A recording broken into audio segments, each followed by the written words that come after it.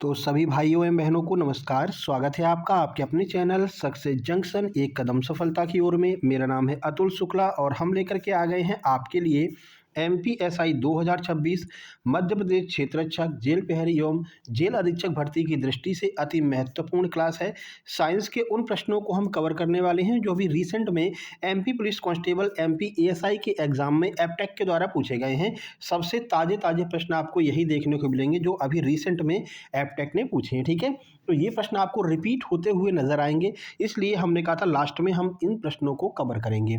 तो चलिए वीडियो को लाइक करके चैनल को सब्सक्राइब कर दीजिए। फिजिक्स, केमिस्ट्री, बायोलॉजी तीनों सब्जेक्ट के प्रश्न आपको मिलेंगे, है ना, जिससे आगे आने वाली सारी वीडियो टाइम टू टाइम आपके पास में पहुंच सके। और कल से ही हम एग्जाम एनालिसिस भी स्टार्ट करने वाले हैं हर शिफ्ट का, तो आप लोगों से सहयोग की उम्मीद भी रहेगी। आपको क्या करना है, ये हमारा व्हाट्सएप नंबर है 7052547003। ये देखिए, ये नंबर लिखा हुआ है 7052547003। इसको सेव कर लीजिए। जिसका भी एग्ज़ाम हो उन लोगों से विनम्र निवेदन रहेगा, आप एग्ज़ाम सेंटर से बाहर निकलने के बाद में 1 घंटे के अंदर अंदर जितने भी प्रश्न आपको याद रहें उन प्रश्नों को इस व्हाट्सएप नंबर पर आपको सेंड कर देना है। ठीक है, अपने नाम के साथ में, जिससे कि वीडियो में आपका नाम भी आ सके। ये आपसे विनम्र निवेदन रहेगा, जिससे कि एग्जैक्ट जो प्रश्न है वो बाकी सब तक पहुंच सके, सबको पता चल सके कि हाँ भाई क्या लेवल आ रहा है और अपनी पीडीएफ से कितने कितने प्रश्न देखने को मिल रहे हैं। ठीक है, ये आप सबसे निवेदन रहेगा। चलिए शुरू करते हैं। आइए देखते हैं आज का पहला प्रश्न। तो पहला प्रश्न है, बचपन में वृद्धि हार्मोन की कमी किस स्थिति को जन्म देती है?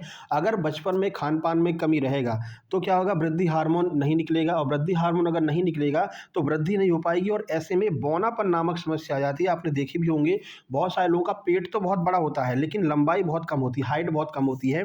तो ये क्या होता है, ये एक प्रकार का वृद्धि हार्मोन की कमी से होने वाला रोग है जिसे हम बौनापन कहते हैं। अगला, परिनालिका के अंदर चुंबकीय क्षेत्र कैसा होता है? ये होती है परिनालिका।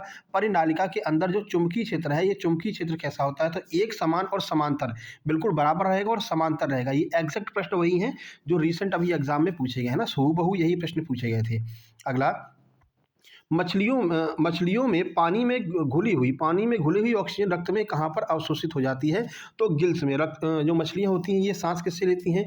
गिल्स से ये सांस लेती हैं। ठीक है, और इन ये गिल्स से जब सांस लेती हैं तो जो ऑक्सीजन पानी में घुली रहती है वो इनके रक्त में जाकर के घुल जाती है और वो आसानी से पानी के अंदर सांस ले पाती हैं। तो ध्यान रखना, गिल्स के द्वारा मछलियों में श्वसन क्रिया होती है।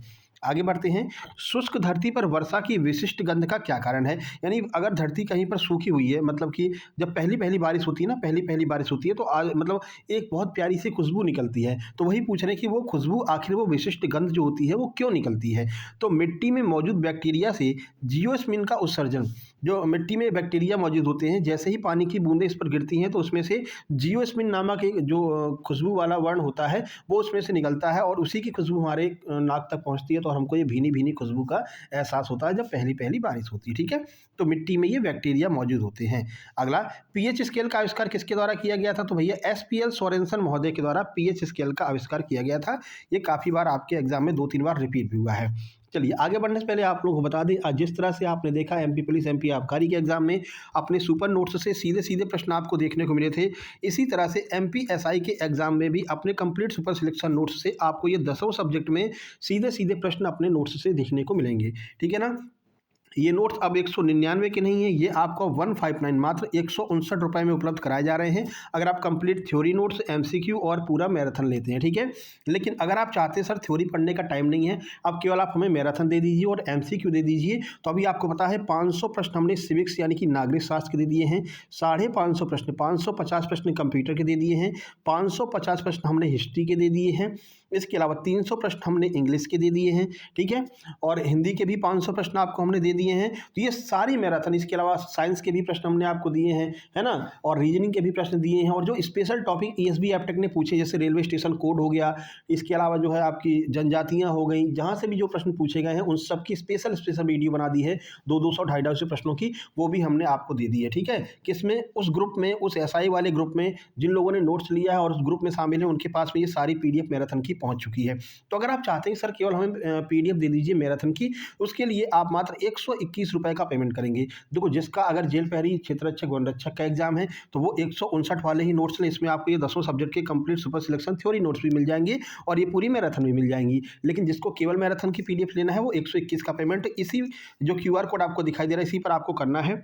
इसी पर पेमेंट करके उस पेमेंट का स्क्रीनशॉट इस व्हाट्सएप नंबर 7052547003 इस पर आपको सेंड कर देना है। जैसे ही आप स्क्रीनशॉट सेंड करेंगे तुरंत की तुरंत आपको complete super selection notes send कर दी जाएंगे और आपको MPSI के व्हाट्सएप ग्रुप में जोड़ दिया जाएगा, जहां पर आगे की सारी PDF आपको मिलती रहेंगी और हर दिन का एग्जाम एनालिसिस की PDF भी आपको वहां पर मिलती रहेगी। ठीक है भाई, आगे सारी बात समझ में। चलिए आगे बढ़ लेते हैं। जो QR से पेमेंट ना कर पाए कोई दिक्कत नहीं, इसी पर आपको मैसेज कर देना है, सर हमें फ़ोन पे नंबर दे दो, आपको फ़ोन पे नंबर मिल जाएगा। फ़ोन पे पर पेमेंट करके भी आप ये नोट्स प्राप्त कर सकते हैं और ये एकदम रामबाण साबित होंगे आपके एग्जाम के लिए, है ना। तो तुरंत आप लोग ये नोट्स ले लीजिए, कंप्लीट नोट्स ले लेंगे तो मेंस में भी काम आएंगे। चलो नंबर 6, आलू में पौधों का कौन सा भाग प्राकृतिक वनस्पति प्रवर्धक अंग के रूप में कार्य करता है? तो ये आलू में जो गांठ होती है वो प्राकृतिक प्रवर्धक अंग के रूप में कार्य करती है। अगला, पहले 10 तत्व हाइड्रोजन से नियोन तक में कौन कौन से तत्व जो है उसमें धातु होती है? कौन कौन से तत्व धातु हैं? तो लिथियम और बेरिलियम 2 ऐसे तत्व हैं जो पहले 10 तत्व होते हैं हाइड्रोजन से नियोन तक, उसमें धातु तत्व कौन कौन सा? लिथियम और बेरिलियम। अगला, इंद्रधनुष में ऊपर से नीचे जाने पर रंगों का क्रम क्या होता है? तो ये ऊपर से अगर आप नीचे की ओर जाएंगे तो ऊपर होगा आपको मिलेगा लाल, सबसे ऊपर लाल रहेगा और नीचे रहेगा बैगनी। विबग्योर ये आपने सुना होगा, तो V से स्टार्ट होता है, R पे समाप्त होता है, नीचे बैगनी रहेगा और सबसे ऊपर लाल रहता है, ये आपको ध्यान रखना है। आगे बढ़ते हैं। अगला है, मोहर के लवण का जलीय विलयन कैसा होता है? तो ये थोड़ा सा अम्लीय होता है। ये एग्जैक्ट वही प्रश्न है जो पूछे गए हैं ना। तो मोहर के लवण का जलीय विलयन कैसा होता है? अम्लीय होता है। अगला, सूर्योदय और सूर्यास्त के समय सूर्य का लाल रंग दिखाई देना किस वजह से ये लाल रंग का दिखाई देता है? तो ये आपको बता देते हैं, कलर चेंज कर लें, है ना।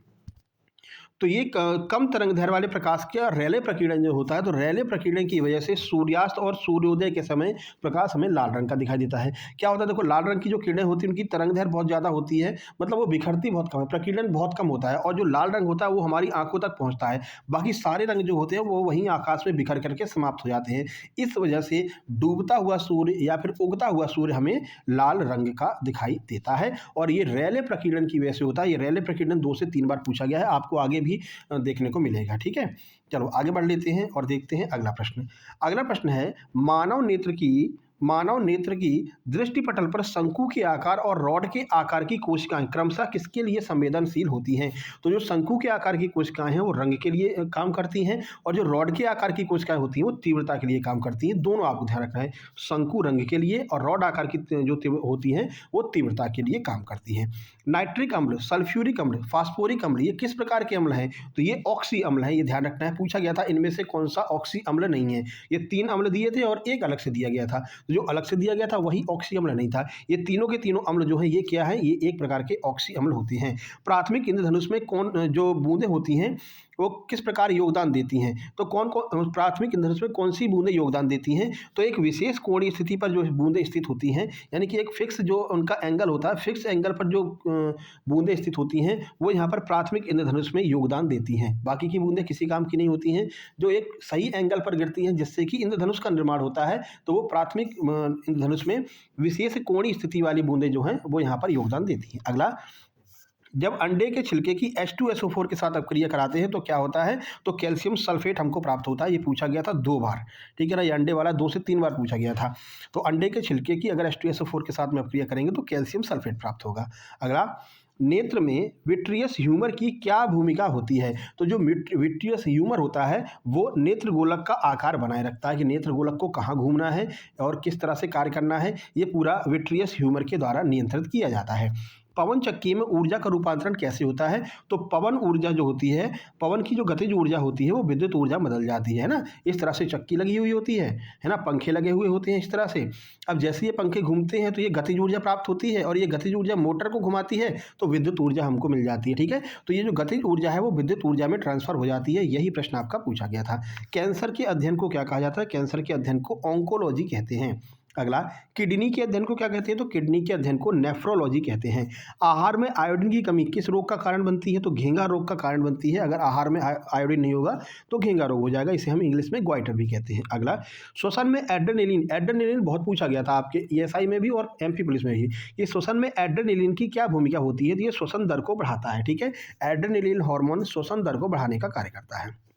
अगला है, अंतःस्रावी ग्रंथि को अपना हार्मोन बनाने के लिए आयोडीन की आवश्यकता होती है। तो अगर जो कौन सी ऐसी अंतःस्रावी ग्रंथि है जिसको अपना हार्मोन बनाने के लिए आयोडीन की आवश्यकता होती है? तो वो है थायराइड ग्रंथि। आपने सुना भी होगा, अगर आयोडीन की कमी शरीर में हो जाती है तो थायराइड ग्रंथि अव्यवस्थित हो जाती है, जिसकी वजह से घेंघा या फिर गोइटर रोग हो जाता है। ये थायराइड ग्रंथि, इसे हम अवटु ग्रंथि भी कहते हैं। हमारे गले में स्थित एक जो है ग्रंथि होती है, टी आकार की ये ग्रंथि होती है, ये भी आपको ध्यान रखना है।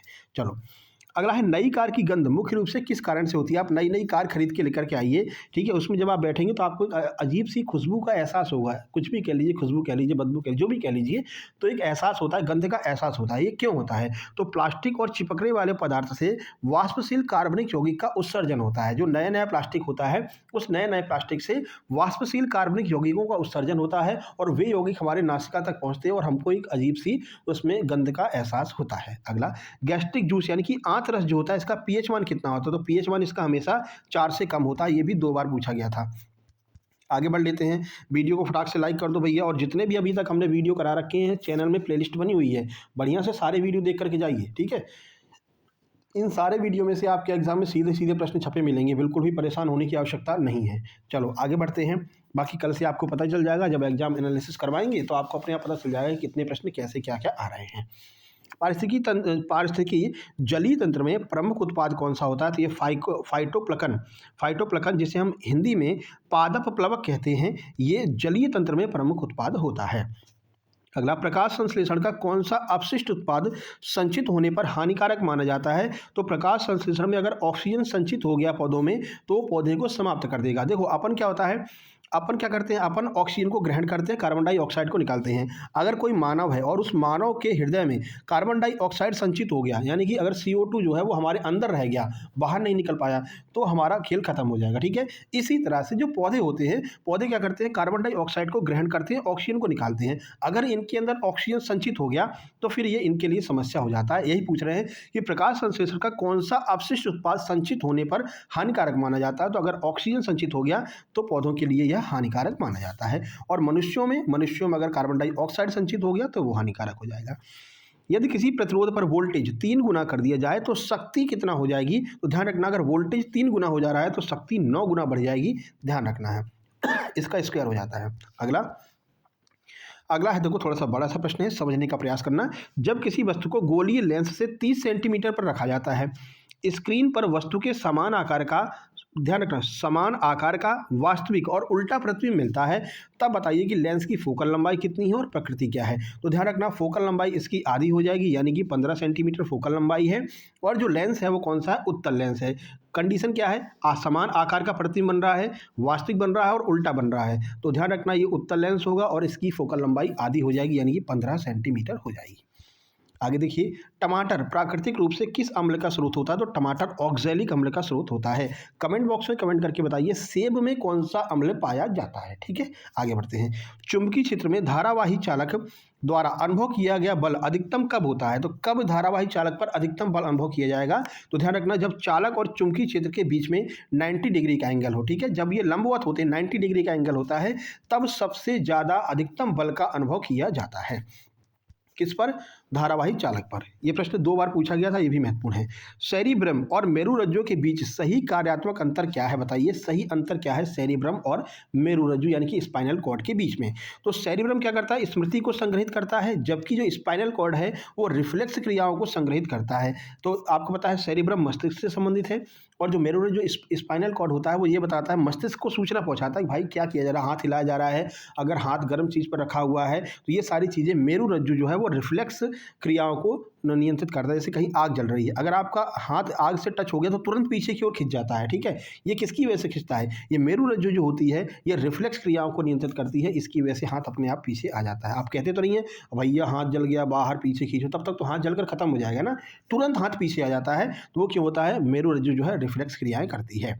अगला, खतरे की संकेत लाल रंग के क्यों होते हैं और यह घटना किसके द्वारा समझी जा सकती है? तो ये घटना रेले प्रकीर्णन के द्वारा समझी जाती है। क्यों? क्योंकि जो लाल रंग होता है उसकी तरंग दैर्घ्य बहुत ज़्यादा होती है, ठीक है, और बिखराव यानी प्रकीर्णन बहुत कम होता है, यानी कि जो लाल रंग है वो लंबी दूरी तय कर सकता है, बिखरता नहीं है। इस वजह से जो खतरे के संकेत होते हैं वो लाल रंग के होते हैं और ये रेले महोदय ने बताया, इसी घटना को हम रेले प्रकीर्णन कहते हैं, ये भी आपको ध्यान रखना है। अगला, पारिस्थितिकी तंत्र में शीर्ष ऊर्ध्वाधर स्तर पर कौन होता है? तो पारिस्थितिकी तंत्र में सबसे ऊपर कौन होता है? वृक्ष होते हैं। अगला, प्लेजेंटा बनने से पहले भ्रूण को पोषक तत्व कैसे प्राप्त होता है? जब प्लेजेंटा नहीं बना है और भ्रूण बन गया तो पोषक तत्व कैसे मिलेगा? भ्रूण को खाना पीना तो चाहिए। तो जब तक प्लेजेंटा नहीं बना है तब तक गर्भाशय स्राव से, जिन्हें भ्रूण द्वारा अवशोषित किया जाता है, ठीक है, तो गर्भाशय से स्राव होता है, उस स्राव से भ्रूण अपना खाना पीना लेता रहता है। फिर जब प्लेजेंटा बन जाता है तो फिर पूरा काम प्लेजेंटा के द्वारा किया जाता है। अगला, ये हल्दी घाटी का युद्ध इसमें लिखा रहेगा। चलो, 1576 में किसके बीच में हुआ था? महाराणा प्रताप और मान सिंह के बीच में। इसको छोड़ो, आगे बढ़ते हैं। सिराएं धमनियों से किस प्रकार भिन्न होती हैं? तो देखो, इसमें क्या होता है, उसमें प्रवाह को रोकने के लिए वाल्व लगे होते हैं। जो सिराएं होती हैं, इन सिराओं में वाल्व लगे होते हैं, ठीक है ना, प्रवाह को रोकने के लिए। अगर प्रवाह इस तरह जा रहा तो ये वापस न लौट पाए, आगे की ओर बढ़ता चला जाए, इसलिए इसमें वाल्व स्थित होते हैं ना। इसलिए सिराएं धमनियों से अलग होती हैं। क्यों? बता दिया ना, सिराओं में प्रवाह को रोकने के लिए वाल्व लगे होते हैं, जबकि धमनियों में कोई वाल्व नहीं पाए जाते हैं। अगला है, खट्टा दूध प्राकृतिक रूप से किस अम्ल का स्रोत है? तो खट्टे दूध में कौन सा एसिड पाया जाता है? ये होता है लैक्टिक एसिड, और यही एसिड जब हमारे नसों में जम जाता है तो हमें थकान का एहसास होता है। कई बार पूछा गया है, एथलेटिक्स को थकान का अनुभव क्यों होता है? तो लैक्टिक एसिड जब जम जाता है तो थकान का अनुभव होता है, ये भी आपको ध्यान रखना है। आगे, फ्लेमिंग के बाएं हाथ के नियम के अनुसार यदि अंगूठा, तर्जनी और मध्यमा एक दूसरे के लंबवत रखे जाएं तो अंगूठा किस दिशा को संदर्भित करेगा? तो ध्यान रखना, फ्लेमिंग के बाएं हाथ में अंगूठा बल की दिशा, किसको? बल की दिशा को, बल की दिशा को दर्शाने का काम अंगूठा करता है। थोड़ा सा मिसप्रिंट हो गया, ये हम सही करके देंगे आपको जब नोट्स देंगे, ठीक है। अभी इसको ग्रुप में डलवा देंगे तो इसको एग्जैक्ट सही करके आपको ग्रुप में मिलेगा। अगला, रात के समय जब निचले वायुमंडल में तीव्र तापमान व्यतिक्रम होता है तो तारों का टिमटिमाना कैसा होता है? तो रात के समय आप देखते हैं कि तारे हमें स्पष्ट रूप से दिखाई देते हैं, अच्छे से टिमटिमाते हुए दिखाई देते हैं, ठीक है, तो अधिक स्पष्ट दिखाई देंगे रात के समय तारे। पुरुषों में कौन सा अंग टेस्टोस्टेरोन का उत्पादन करता है? तो जो वृषण होते हैं, वृषण जो है जिसे हम इंग्लिश में टेस्टिस कहते हैं, ये टेस्टिस पुरुषों में टेस्टोस्टेरोन हार्मोन का स्रावण करते हैं और इसे मेल हार्मोन कहा जाता है, ये भी आपको ध्यान रखना है। आगे बढ़ते हैं। कौन सा हार्मोन शरीर को लड़ाई या दौड़ जैसे उच्च ऊर्जा गतिविधियों के लिए तैयार करता है? तो यह है एड्रेनलिन हार्मोन। ये हमारे लिए बहुत महत्वपूर्ण है, ये काफ़ी बार पूछा गया एमपी पुलिस में भी और एमपी एएसआई में भी, ठीक है। तो लड़ाई दौड़ भाग के लिए एड्रेनलिन हार्मोन काम करता है और इसे हम लड़ो या उड़ो हार्मोन भी कहते हैं। एल्यूमिनियम प्राकृतिक रूप से एक सुरक्षात्मक ऑक्साइड का परत क्यों बनाती है? तो संक्षारण से प्रतिरोध के लिए। आप देखते हैं कि जैसे नदियों पर जो पुल बने होते हैं, बड़े बड़े लोहे के जो पुल होते हैं, वो सिल्वर कलर के ही क्यों पोते हुए होते हैं? तो वहाँ पर सिल्वर आयोडाइड होती है, वो सिल्वर क्या करती है? संक्षारण को रोकने का काम करती है, लोहे पर जंग नहीं लगती है उस सिल्वर की वजह से। किसकी वजह से? एल्यूमिनियम की वजह से, है ना। एल्यूमिनियम की उस पर जो है कलर हुआ रहता है, तो एल्यूमिनियम प्राकृतिक रूप से सुरक्षात्मक ऑक्साइड परत बना लेती है और संक्षारण से प्रतिरोध के लिए एल्यूमिनियम यह कार्य करती है। अगला, ताजमहल के पीले रंग में परिवर्तन के लिए कौन सा रासायनिक पदार्थ जिम्मेदार है? तो यह सल्फर डाइऑक्साइड जो ताजमहल के पीले रंग में परिवर्तन के लिए जिम्मेदार है। कौन सी स्थिति किसी बिंदु पर अधिकतम चुंबकीय क्षेत्र को दर्शाती है? तो अधिक धारा और निकट दूरी, यानी धारा बहुत ज़्यादा जा रही हो और दूरी कम हो, तो ऐसी स्थिति में अधिकतम चुंबकीय क्षेत्र वहाँ पर लगेगा, ये आपको याद रखना है। अगला, मैंग्रोव पारिस्थितिकी तंत्र को विशेष रूप से प्रभावित करने वाले किस प्रकार के व्यवधान हैं? यानी कि जो मैंग्रोव वन होते हैं, इनको कौन कौन प्रभावित करता है? तो महासागर के तापमान में अगर वृद्धि हो जाए, यानी कि ग्लोबल वार्मिंग बढ़ जाएगी, तो महासागर का टेम्परेचर जो है बढ़ जाएगा और जनसंख्या का दबाव अगर लगातार बढ़ता जाएगा तो भी ग्लोबल वार्मिंग बढ़ती जाएगी। और ग्लोबल वार्मिंग बढ़ने की वजह से जो मैंग्रोव पारिस्थितिकी है, इसको व्यवधान उत्पन्न होगा और इसको हानि पहुँचती है। अगला, मेंडलीफ ने अपनी वर्गीकरण प्रणाली में अज्ञात तत्वों के प्रति क्या दृष्टिकोण अपनाया है? तो मेंडलीफ ने उनके लिए रिक्त स्थान छोड़ दिया था और उनके गुणों की भविष्यवाणी कर दी थी कि भैया अगला जो तत्व आने वाला है वो इस स्थान पर आएगा और उसके क्या क्या गुण होंगे, ये भी उन्होंने बता दिया था। तो ये मेंडलीफ ने अपने वर्गीकरण में ये चीज़ें अज्ञात तत्वों के बारे में बताई थी। अगला, आंख में अंध बिंदु जिसे हम ब्लाइंड स्पॉट कहते हैं, ये कहाँ पर स्थित होता है? तो ये जहाँ पर ऑप्टिक तंत्रिका रेटिना से निकलती है, वहाँ पर ये अंध बिंदु यानी कि ब्लाइंड स्पॉट स्थित होता है।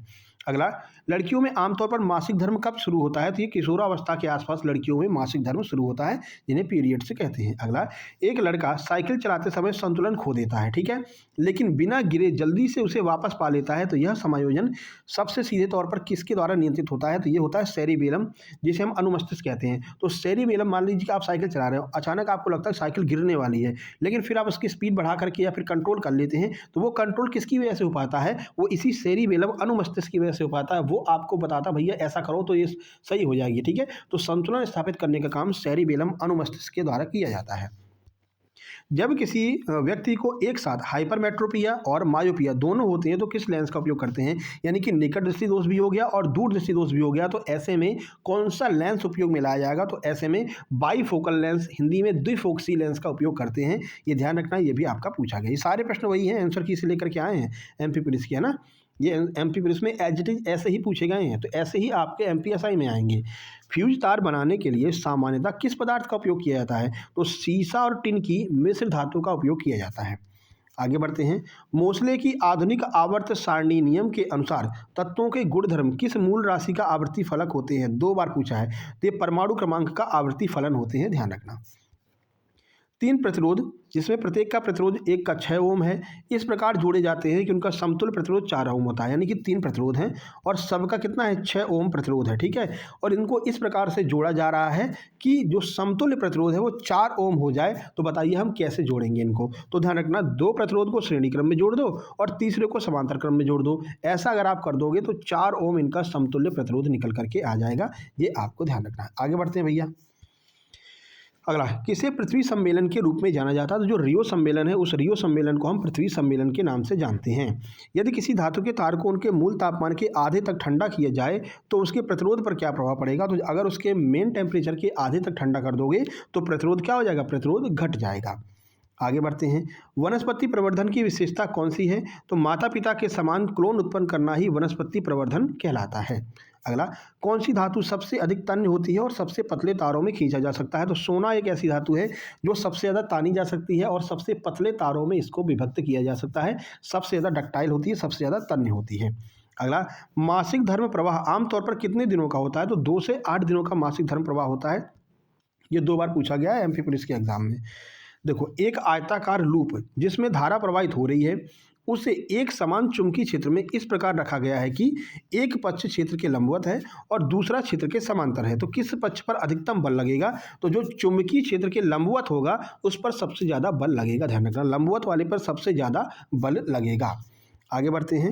एक सीधे तार में यदि धारा को दोगुना कर दिया जाए और दूरी को आधा कर दिया जाए तो चुंबकीय क्षेत्र की तीव्रता क्या होगी? तो ध्यान रखना, चुंबकीय क्षेत्र की तीव्रता 4 गुना हो जाएगी। जब धारा को तो दोगुना कर दो और दूरी को आधा कर दो तो चुंबकीय क्षेत्र की तीव्रता 4 गुना हो जाएगी।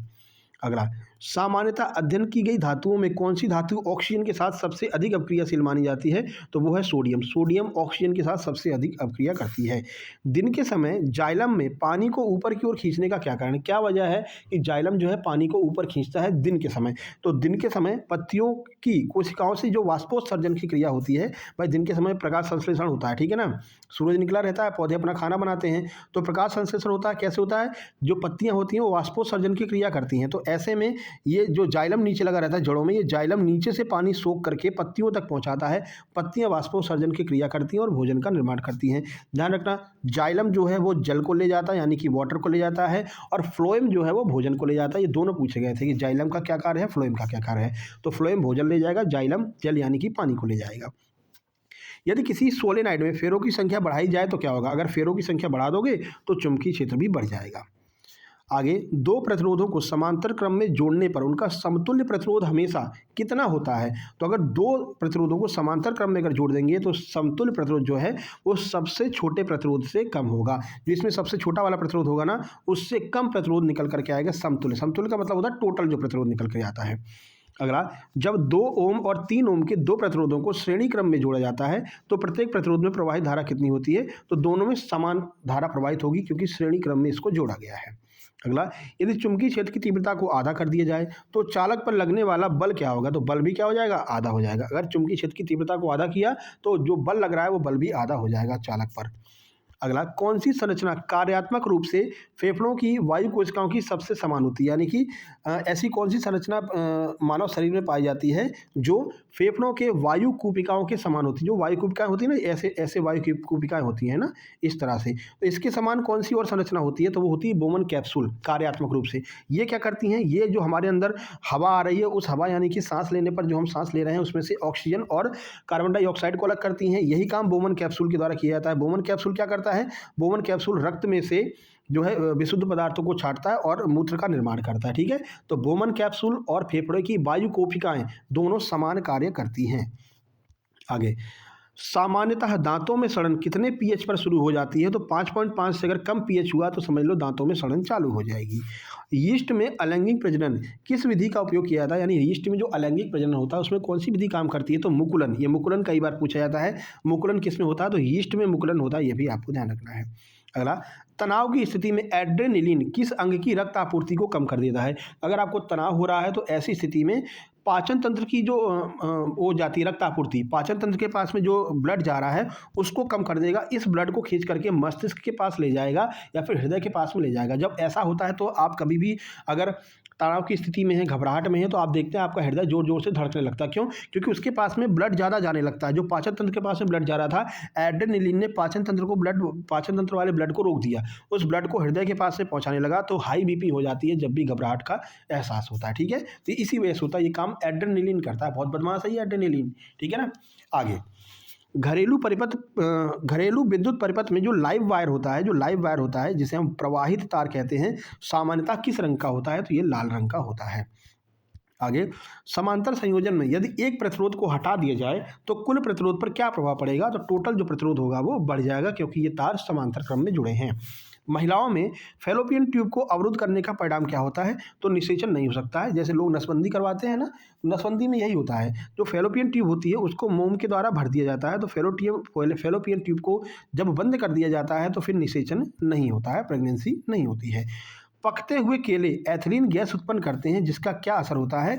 तो जो पास में रखे हुए केले होते हैं वो भी अपने आप पकना शुरू कर देते हैं। मतलब मान लीजिए कि 1 कुंटल केला है, ठीक है, 1 कुंटल केला है, तो इसमें क्या करेंगे, 5 किलो केले को एथिलीन में मिला करके और उसको इनके बीच में रख देंगे। तो जैसे ही ये पकना चालू करेंगे तो अपने आप इसके अगल बगल वाले जितने भी केले हैं वो भी पकना चालू कर देते हैं। ठीक है ना। तो पकते हुए केले क्या करते हैं? एथिलीन गैस उत्पन्न करते हैं, जिसकी वजह से आसपास के भी केले पकने लगते हैं। अगला, मनुष्य मूत्र त्याग को स्वेच्छा से क्यों रोक सकते हैं? काफ़ी टाइम तक आप यूरिन को रोके रहते हैं। क्यों रोके रहते हैं? क्योंकि जो मूत्राशय है वो पेशियों से मिलकर के बना रहता है। इस वजह से आप अपने मूत्र को कंट्रोल कर सकते हैं कुछ टाइम के लिए, ज़्यादा टाइम के लिए नहीं, है ना। अगला, दूध को अधिक समय तक सुरक्षित रखने के लिए दूध वाला क्या करता है? तो अगर दूध को ज़्यादा समय तक रखना है तो दूध वाला क्या करेगा? थोड़ा सा बेकिंग सोडा उसमें मिला देता है। लाल विट्रियोल, हरा विट्रियोल और सफ़ेद विट्रियोल, ये क्या होता है? तो ध्यान रखना, लाल विट्रियोल कोबाल्ट सल्फेट होता है, हरा विट्रियोल आयरन सल्फेट होता है और सफ़ेद विट्रियोल जिंक सल्फेट होता है। तीनों का आपको ध्यान रखना है। आगे बढ़ते हैं। अगला है, वायुमंडल में कौन सी गैस रेले प्रकीर्णन में सबसे अधिक योगदान देती है? तो रेले प्रकीर्णन में N2 और O2 ये दोनों सबसे ज़्यादा योगदान देती है। रेले प्रकीर्णन समझते हैं ना, वो प्रकीर्णन मतलब उसके बिखराव से संबंधित है। सूर्य का प्रकाश जो आता है लाल रंग ज़्यादा दिखाई देता है, तरंगदैर्घ्य ज़्यादा होती है, ये सब रेले प्रकीर्णन की वजह से होता है। N2 और O2 सबसे ज़्यादा हेल्प करती हैं। अगला, मस्तिष्क का कौन सा भाग पिट्यूटरी ग्रंथि के द्वारा वृद्धि हार्मोन के स्राव को नियंत्रित करता है? तो वृद्धि हार्मोन के स्राव को हाइपोथैलेमस के द्वारा नियंत्रित किया जाता है। और वृद्धि हार्मोन निकलता कहाँ से है? पिट्यूटरी ग्रंथि से निकलता है। अगला, कौन सी धातु ठंडे पानी के साथ धीरे धीरे अपक्रिया करके हाइड्रोजन गैस उत्पन्न करती है लेकिन मैग्नीशियम से अधिक अपक्रियाशील होती है? बताओ ये कौन सी धातु है? तो ये है कैल्शियम। कैल्शियम क्या करेगी? ठंडे पानी के साथ में धीरे धीरे अपक्रिया करेगी, हाइड्रोजन उत्पन्न करेगी और लेकिन मैग्नीशियम से ज़्यादा अपक्रियाशील होती है, तो ये कैल्शियम होता है। आगे, किसी तार का प्रतिरोध किसके व्यतिक्रमानुपाती होता है? तो किसी भी तार का प्रतिरोध अनुप्रस्थ काट के क्षेत्रफल के व्यतिक्रमानुपाती होगा। किस स्थिति में आंख का दूर बिंदु अनंत से अधिक निकट होता है? तो भाई जब निकट दृष्टि दोष हो जाता है तो जो आंख का दूर बिंदु होता है वो अनंत से अधिक निकट आ जाता है। अगला, प्लाज्मोडियम में किस प्रकार का कोशिका विभाजन एक साथ कई संतति कोशिकाओं के निर्माण की ओर ले जाता है? तो यह है बहुखंडन। बहुखंडन की वजह से प्लाज्मोडियम में एक कोशिका में से कई कोशिकाएं जो हैं वो विकसित हो जाती हैं। तो ये थे आपके महत्वपूर्ण 82 प्रश्न जो आपके एमपी पुलिस और एमपी एएसआई में पूछे गए थे। तो इनको अच्छे से पढ़ लेना। बाकी आपको पता ही है जितने भी हमने 500 450 ये प्रश्न दिए इन सबको आपको रिपीट कर लेना है। इसके बारे में बताया कैसे आपको पढ़ना है। सुबह 4:30 बजे जग जाइए, 4:30 से 7 बजे तक आप इसका आराम से रिवीजन कर लेंगे। 500 प्रश्न अगर आप हिंदी का पढ़ने बैठेंगे तो मुश्किल से 20 मिनट लगेगा, आप पढ़ लेंगे आराम से। 500 प्रश्न अगर आप 550 प्रश्न दिए हैं हमने उसके ज्योग्राफी के 500 प्रश्न दिए हैं, 550 प्रश्न हमने हिस्ट्री के दिए हैं। इन सब प्रश्नों को पढ़ने में मुश्किल से आधा घंटा लगेगा, ठीक है। तो 2 से ढाई घंटे में आप सभी प्रश्नों को आराम से पढ़ लेंगे। 2 से 3 बार आपकी आंखों के सामने अगर ये निकल जाएगा तो एग्जाम में आप बहुत अच्छा परफॉर्म करके आएंगे, ठीक है। तो जिन लोगों ने नोट्स नहीं लिए हैं जल्दी से आप लोग नोट्स ले लीजिए। फुल नोट्स लेंगे 159 वाला अभी जो ऑफर में चल रहा है तो ये आपके मेंस में भी काम आएगा। लेकिन अगर केवल आप प्री पर फोकस कर रहे हैं तो आप मैराथन ले सकते हैं। सारी मैराथन की पीडीएफ, स्पेशल टॉपिक की पीडीएफ मात्र 121 रुपये में आपको मिल रहे हैं, ठीक है। तो ये हमारा व्हाट्सअप नंबर है, इस पर आप संपर्क कर सकते हैं। जिसका कल एग्जाम है आपसे निवेदन है, हाथ जोड़कर निवेदन है भाई, ये नंबर आप नोट कर लीजिए। जैसे एग्जाम सेंटर से बाहर निकला 1 घंटे के अंदर अंदर जितने प्रश्न आपको याद रहे वो प्रश्न आप जरूर शेयर कर देना, आपसे निवेदन है, ठीक है। वीडियो को लाइक कर दो, शेयर कर दो। चैनल पर पहली बार आए हो सब्सक्राइब करके नोटिफिकेशन बेल दबा लीजिए। मिलते हैं नेक्स्ट वीडियो में, तब तक के लिए नमस्कार, धन्यवाद।